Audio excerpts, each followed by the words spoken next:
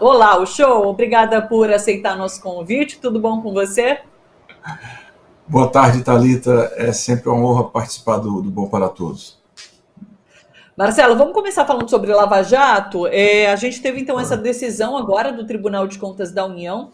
Queria saber o que que significa, assim, qual o impacto de uma decisão como essa vinda do TCU, apesar de que parece, pelo que eu li, que tinha um parecer técnico que liberava, né, esse pagamento, dizia que não havia qualquer erro ali na atuação da força-tarefa, mas o tribunal resolveu sim condenar e chamou lá o Bruno Dantas, o ministro, né, chamou de imoral, de antieconômica essa atuação da força-tarefa com pagamento de passagens e estadias. Como que você viu, então, essa decisão da cúpula do TCU e qual o impacto dela?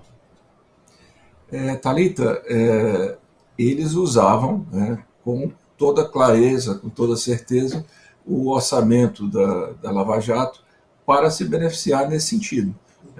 Aqueles áudios que foram revelados pela Vaza Jato, depois pela Operação Spoof, demonstra claramente que eles esgotavam as diárias possíveis, inclusive no exterior, se beneficiando pessoalmente do erário. Né? É claro que isso foi questionado no Tribunal de Contas, houve a decisão contrária com relação a isso aí. Na época, o Dallagnol tentou dizer que não era o responsável por esse pagamento, que a responsabilidade objetiva era do Procurador-Geral da República, Rodrigo Janot, mas na verdade é que, sendo um ou outro, os dois tiveram responsabilidades. A Lava Jato era um ministério público dentro do próprio Ministério Público. Eles não só utilizavam diárias em domicílios que viviam, mas como viajavam desnecessariamente, como também conseguiam remoções, como conseguiam promoções. Quer dizer, era uma série de benefícios que a lei prevê que possa acontecer de forma excepcional, que a Lava Jato normalizava de uma forma de mamata. Né?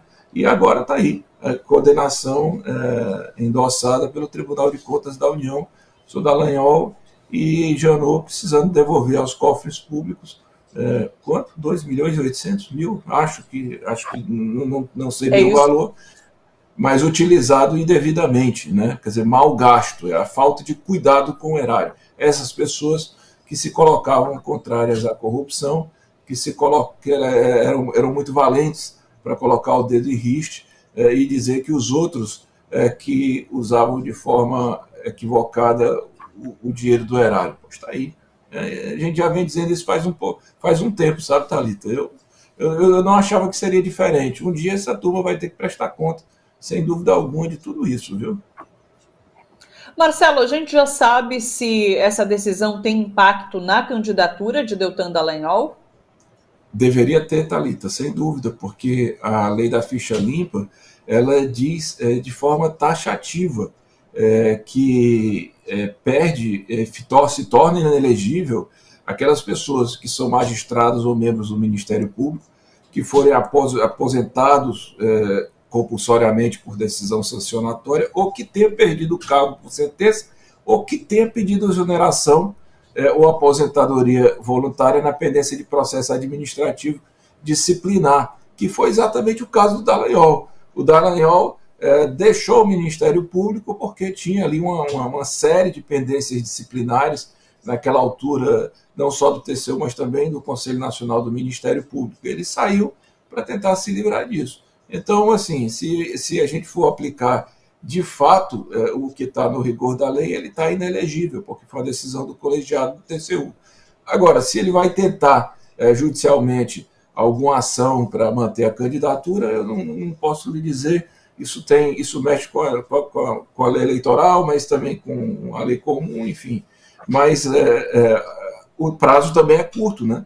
Porque, salvo engano, segunda-feira é o último dia da homologação das candidaturas. Então, o Dallagnol vai ter que correr atrás. De qualquer maneira, hoje ele é inelegível, e se por acaso conseguir, por algum artifício, a condição de elegibilidade, que o povo brasileiro fique sabendo, né, de que se trata de alguém que está buscando um mandato para ter imunidade parlamentar, para não ter que responder na justiça uma série de delitos que cometeu. Porque nós estamos falando aí só de diárias, de malversação no uso de diárias e viagens, né? Mas a lista é larga, né? E muito mais grave do que isso, na verdade.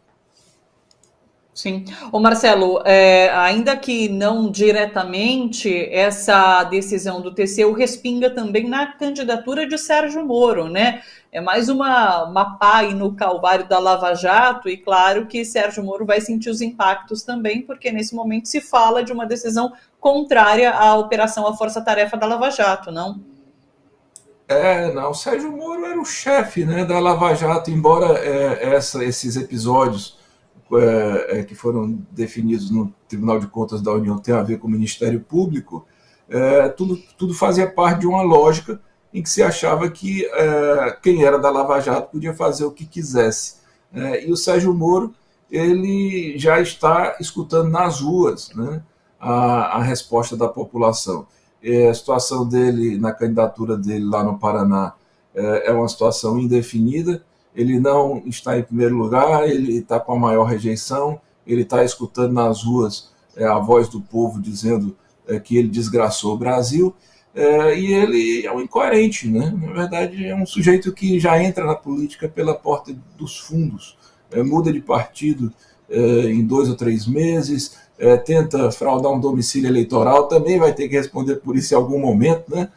Porque, de qualquer maneira, ele tentou dizer que tinha um domicílio num local que não tinha, então é outro que responde aí por via difusa, por via indireta, essa história do Dallagnol. E também pesa contra o Moro as questões da própria esposa, né, que agora estão sendo levantadas, que era sócia de um escritório que se beneficiava com a indústria de delações premiadas, né? Se for dado um dia o direito do Tacla Duran falar, né, que está querendo dizer que teve que pagar propina para ser beneficiado numa delação. Então, assim, tem muita coisa para acontecer no Brasil em relação à Lava Jato. Um vai demonstrando o outro, né? Ali era uma grande máscara escondida atrás de uma falsa moralidade de malandragem, né? Sem dúvida alguma. Não é por acaso que o ministro Gilmar Mendes disse que foi a operação histórica judiciária mais danosa da história brasileira. E eu acho que, se duvidar, do mundo. Ô Marcelo, uma dúvida que eu fiquei. Tem algum outro processo que procuradores e próprio Sérgio Moro respondem na justiça, além desse do Tribunal de Contas da União que a gente tem o desfecho hoje? Thalita, assim, o grupo Prerrogativas, eu sei que um grupo de juristas entrou cobrando reparação a erário, né? Porque os prejuízos da Lava Jato, como eu lhe digo, quer dizer, nós estamos falando aqui da história do Dallagnol em relação às diárias e às viagens que ele distribuía entre os seus colegas, que eram digamos assim, a primeira classe do Ministério Público. Que tinha um Ministério Público de 2 categorias. Aqueles que eram da Lava Jato e eram tratados de uma maneira altamente com prestígio, prestigiado, inclusive heróis nacionais e capas de revista, e aqueles outros normais que não tinham direito a absolutamente nada disso, que não apareciam, que faz o trabalho cotidianamente, que eu acredito seja, inclusive, a maioria. Agora, o problema da Lava Jato, os problemas da Lava Jato são muito maiores, né? A Lava Jato quebrou o Brasil economicamente. A Lava Jato, as suas conexões internacionais, elas causaram ao Brasil uma perda de soberania, elas causaram ao Brasil uma situação de turbulência que uma presidenta eleita democraticamente acabou sendo deposta depois, e inviabilizaram a candidatura do presidente Lula, impediram o presidente Lula de participar da campanha do Haddad. A Lava Jato abriu espaço para o fascismo. Então, eu não sei nem te dizer como seria uma indenização da Lava Jato, porque foram muitas empresas quebradas. Se as empreiteiras quebrarem, imagina a cadeia, né? A cadeia de outras empresas que quebram, de empregos que são perdidos. Então, o Sérgio Moro, em algum momento, ele também vai ter que responder a tudo isso. E nós não estamos falando aí com relação às reparações ao próprio presidente Lula, né, que foi preso injustamente por um juiz que foi declarado suspeito porque era imparcial. Aliás, porque era parcial, né, suspeito porque rasgou a sua condição de isenção que ele jurou defender pela Constituição, pela lei orgânica da Magistratura Nacional. Também cabe essa reparação do presidente Lula, que eu acho que os advogados devem ter solicitado. Perfeito. Marcelo, eu estou achando ótimo, viu, Thalita? Me desculpe lhe interromper, porque estão mostrando as imagens, eu estou achando assim um barato, sabe? Ele com a cabeça assim no chão, ele achando ruim. É isso mesmo. A situação do Moro. Eu vi ontem, eu não tinha visto o vídeo, ele andando e o povo na rua se manifestando em Curitiba, né? Vem ao Ceará para escutar. Se está assim em Curitiba, imagina se esse cidadão vier ao Nordeste.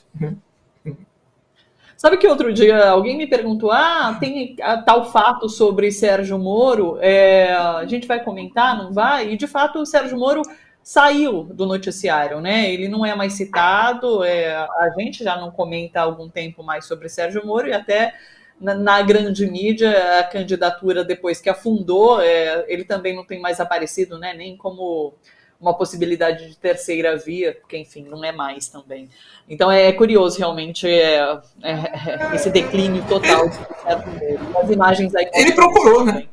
É o que ele merece, sim, né, Thalita? Veja só, era um candidato a grande herói que, na primeira oportunidade que teve, deixou a magistratura para entrar no governo no alto escalão, rompeu com o governo, né, depois de, claro, causar uma transformação política gigantesca no país, não só de troca de agenda política social, mas efetivamente de governo, de entregar o fascismo. Entrou no governo, brigou por questões fisiológicas, de indicações na estrutura da Polícia Federal, saiu, foi trabalhar na empresa que presta consultoria para as empreiteiras que ele quebrou, achou ruim, foi para a política, mudou de partido em 3 meses e tentou fraudar domicílio eleitoral. Um homem desse, o destino dele é o mesmo lixo da história, né?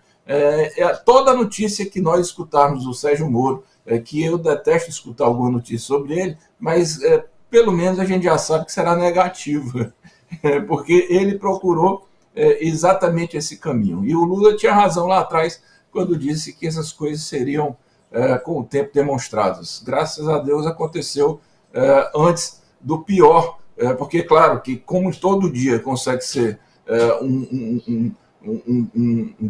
uma profundeza maior, então, quanto antes, melhor.